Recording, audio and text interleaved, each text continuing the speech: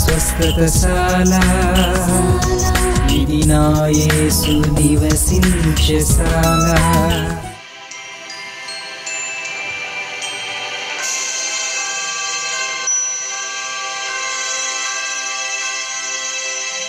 దేవునికి స్తోత్రములు కలుగునుగాక, దేవునికి మహిమ కలుగునుగాక.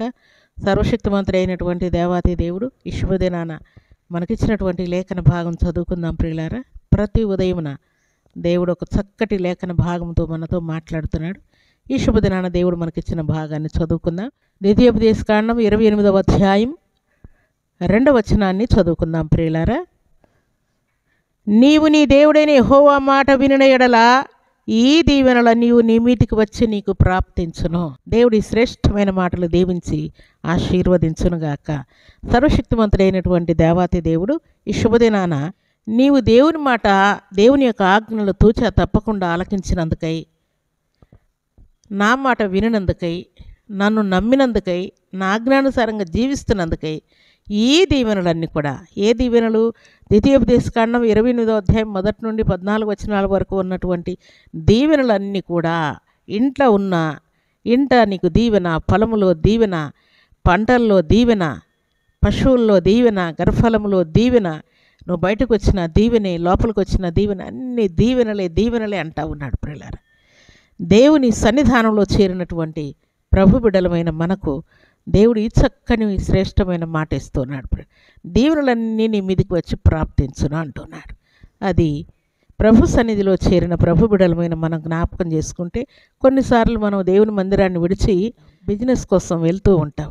అలాగే దేవుని సన్నిధానంలో నుండి మనం కాలేజీకి వెళ్తూ ఉంటాం, ఆఫీసులకు వెళ్తూ ఉంటాం, అలాగున దేవుని పరిచర్య కోసం వెళ్తూ ఉంటాం. ఎక్కడికి వెళ్ళినా కూడా తూచా తప్పకుండా దేవుని యొక్క ఆజ్ఞ నెరవేర్చే వారందరికీ కూడా ఈ దీవెనలన్నీ కూడా, దేవుడు ఏ దీవెనలు మన కోసం దాచి ఉంచాడు అవన్నీ కూడా, ఈ దీవెనలన్నీ కూడా నీ మీదకి వచ్చి నీకు ప్రాప్తించును.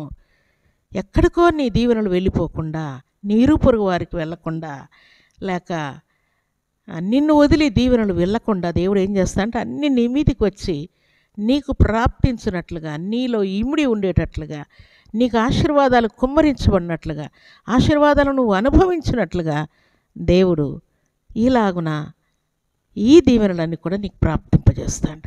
ప్రభు సన్నిధిలో చేరిన ప్రభు బిడ్డలమైన మనందరి జీవితాల్లో కూడా ఇలాంటి దీవెనలు, ఆశీర్వాదాలు దేవుడు కుమ్మరించబోతున్నాడు. భక్తులను దేవుడు ఎలాగూ దీవించాడో, భక్తులైనటువంటి అబ్రహాము, ఇస్సాకు, యాకోబులు ఎలాగూ దీవించబడ్డారో, దీవెనలన్నీ వారి మీదకి ఎలాగూ ప్రాప్తించాయో, ప్రభు సన్నిధిలో చేరిన మన జీవితాల్లో కూడా అలాగున్న దీవెనలు ప్రాప్తింపజేస్తూ ఉన్నాడు. దేవునికి స్తోత్రములు కలుగునుగాక. సర్వాధికారి ఇచ్చినటువంటి ఈ శ్రేష్టమైన మాట మనందరి జీవితాల్లో నెరవేర్చబడునుగాక. ఈ ఉదయకాల దీవెనలు, ఆశీర్వాదములు సర్వ సమృద్ధిగా సర్వాధికారి మనందరికి అనుగ్రహించి ఆయన మేలుల చేత మనలందరినీ తృప్తిపరచునుగాక. అలాంటి కృపా భాగ్యం సర్వశక్తిమంతుడైనటువంటి దేవాతి దేవుడు సర్వ సమృద్ధిగా అనుగ్రహించి ఆయన మేలులతో మనల్ని దీవించునుగాక. ఆమేన్. ప్రార్థన చేసుకుందాం.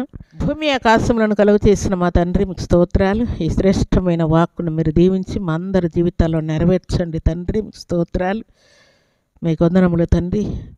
నిజంగా మీ ఆజ్ఞానుసారంగా జీవించే వారందరి మీదికి ఆయన ఈ దీవెనలన్నీ కూడా నీ మీదికి వచ్చి ప్రాప్తించరని మీరు సెలవిచ్చారు.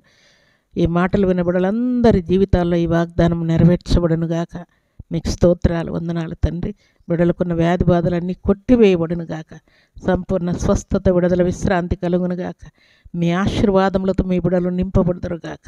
మీకు స్తోత్రాలు, వందనాలు చెల్లిస్తూ మీ సన్నిధిలో చేరిన మీ బిడలందరినీ మీ కృపగల హస్తములకు అప్పగిస్తూ ఈ దినం బర్త్డేలు, మ్యారేజ్ డేలు జరుపుకున్న బిడలకు దీవెన దయచేయమని యేసుక్రీస్తు అతి పరిశుద్ధమైన నామమున స్తుతించి ప్రార్థించి అడిగి వేడుకుంటున్నాము తండ్రి.